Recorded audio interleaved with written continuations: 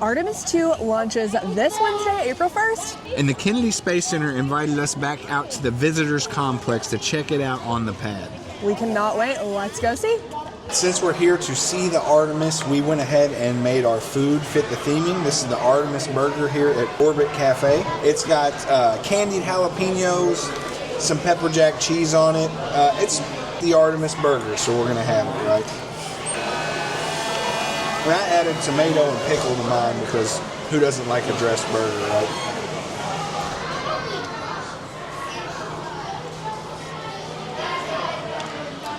It's good. I do want to say we got in line for the bus tours that will actually take us over to the Gantry LC-39, and it is crazy today.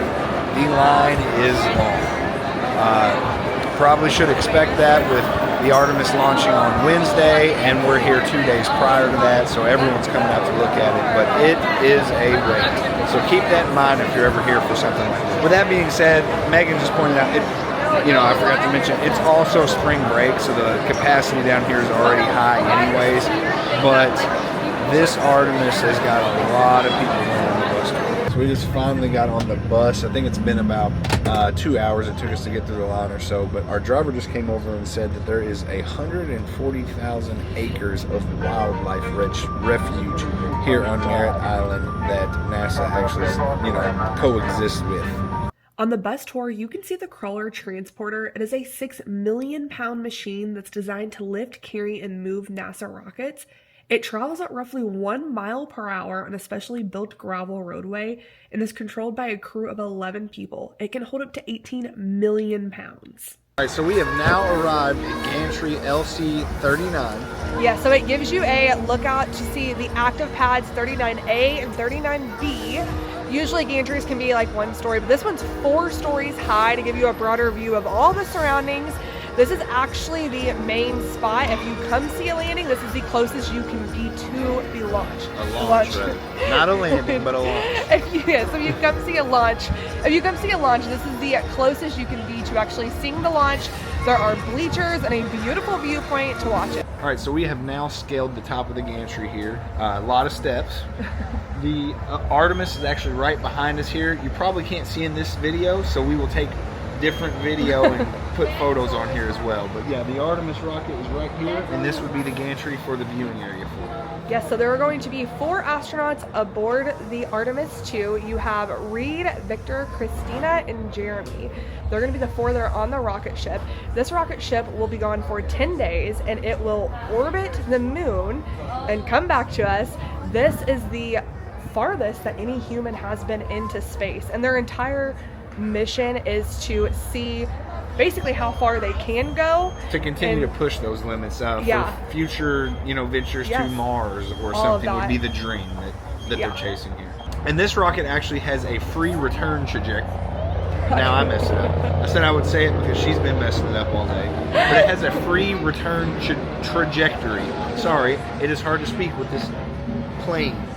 Helicopter. Free return trajectory. So what that means is if there is a failure of some sort inside the ship, that it is set to be pulled by gravity back to Earth, and it does not have to use any engines or anything like that for the return. They also have a full-scale rocket engine that counts down every 30 minutes, and when it hits 0, you'll hear the engine roar. It has light, sound, and a cooling mist to create a full multi-sensory experience. On the top floor, they also have some interactive displays that teach you how to build a rocket and launch your own rocket. Our son absolutely loves this experience. All right, we are outside the Atlantis here, and it has an Artemis II exhibit. Yeah, Pathway to the Moon. It is only here for 3 more days.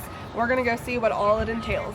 Okay, so we were just inside checking out the Artemis II exhibit, and they announced that there is about to be a SpaceX launch, so we came outside to watch that. It is in less than 10 minutes. They said it is a 70% chance right now. So we're outside. It's a little windy and feels like it's about to rain, but we are outside getting ready to watch this. All right, you want to help me with the countdown? Let's do it. Here we go. 9, 8, 7, 6, 5, 4, 3, 2, 1. That's off. Let's see what happens. Look right over that way now. Oh, wow, there it is.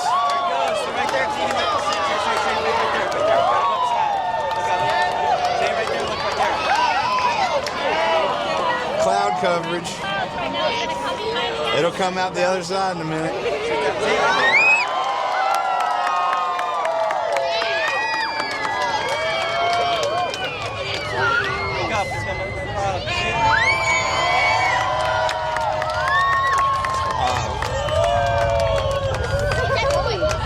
That's the rocket.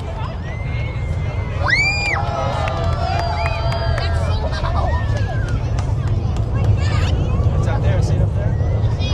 That's crazy.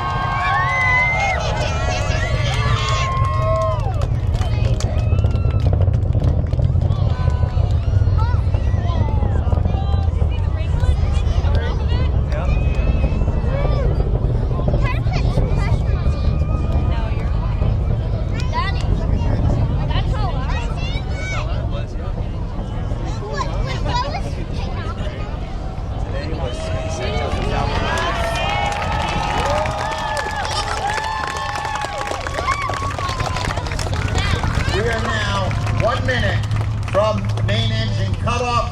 If we can follow it through that cloud, hopefully you'll be able to see it. On the screen, you can see the stage 1 engines burning. There it is, back in view. Oh, yeah. I don't know if I can see it on my phone. The engine cut off there. What's coming down? I want to see it again. I want to see it again.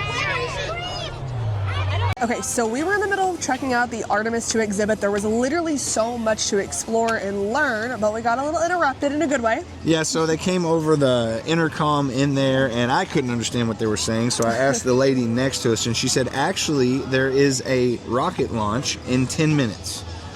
So we had to hurry outside. Starlink was sending up some satellites, but they were also testing one of the boosters.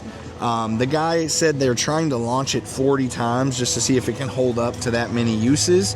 However, this one's already in unparalleled territory because I believe today was its 34th launch. So that's pretty cool. Also, we got to see a rocket launch. It was so cool. And it was crazy too, like obviously you know how sound travels and all that, but it was wild that like we were seeing it and then all of a sudden the sound came. Yeah, and actually we after. saw it for quite some time before you really heard the sound. So it's not the same as like a jet that you see pass over and then a second or two you hear the, you know, the sound as it comes through. It broke the sound barrier or whatever.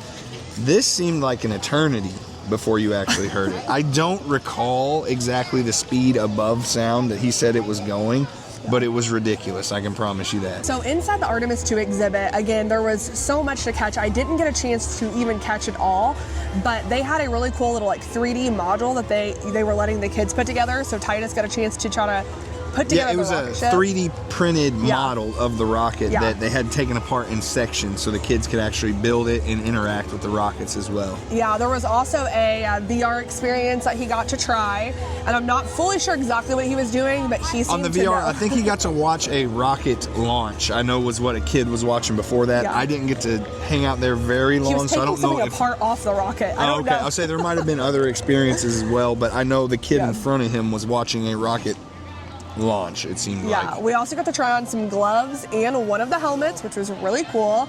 I did learn, and I'm not going to elaborate too much into it because I don't want to butcher it because she told me so much information.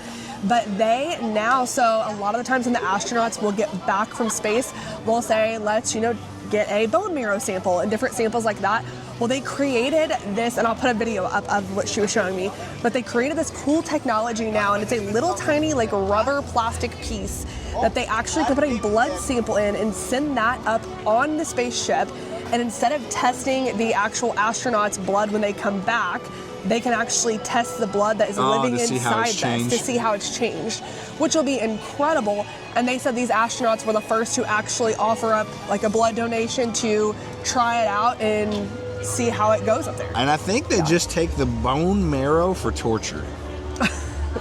Possibly. I've not done that, but I've heard it's one of the most painful experiences you could ever do in your life. Yeah, it's but it's still, it was a really cool thing she was showing us, this new technology, which it could change a lot scientifically for the future too, not just for astronauts. So it's just so cool. But again, there was literally so much to look at, and this exhibit's only open for 3 days. By the time you're seeing this video, it will be closing. But the good thing to know about this is if there are other, which there will be, other Artemis III, Artemis IV they were talking about in the future, it is the perfect time to come to the Kennedy Space Center to learn about the future rockets that are shipping, and they'll probably do what they're doing now and have more interactive experiences and stuff like that, which is incredible. This is only going to evolve more because Absolutely. this is the beginning of this. The end game, like we said earlier, is to actually travel to Mars. Yeah. This is the beginning of that with the longest human mission, or the furthest human mission, yes. should I say. Longest, people have been in space longer. Yeah. But this will be the furthest humans have traveled into space, the first time going to the dark side of the moon, if you will. Okay, so that is going to conclude our day here at the Kennedy Space Center Visitor Complex. Thank you so much to the Kennedy Space Center for inviting us out. We had so much fun. We got to see the Artemis II. We were also surprised, because maybe it's our own fault, everything that's going on today. Didn't see it on the events though. But yeah, we got to see the SpaceX launch as well. Yeah. So that was a little, I don't know, Easter egg or special event for us that we did not even know we were going to get to experience today. Yeah, it was so cool, and really there's so much to do here. We've said that before. This is our second time here, and we highly encourage, if you're coming during spring break time, you need at least 2 full days to check everything out. The last time we came was September, and we were able to do almost everything in 1 day, but we could have still used 2 days to like take our time. Today was definitely a different story. Yeah, and last time without kids, I believe we could have easily finished everything. Sure. Today, I'm not so sure that is the case, just based on how long we had to wait to get on the buses, to transfer to the different places and whatnot. Yeah. So yeah, if it's at spring break time, definitely either plan to miss things or plan a second day. Yeah, prepare accordingly. But regardless, we had the best time, and we are so excited for the launch this Wednesday.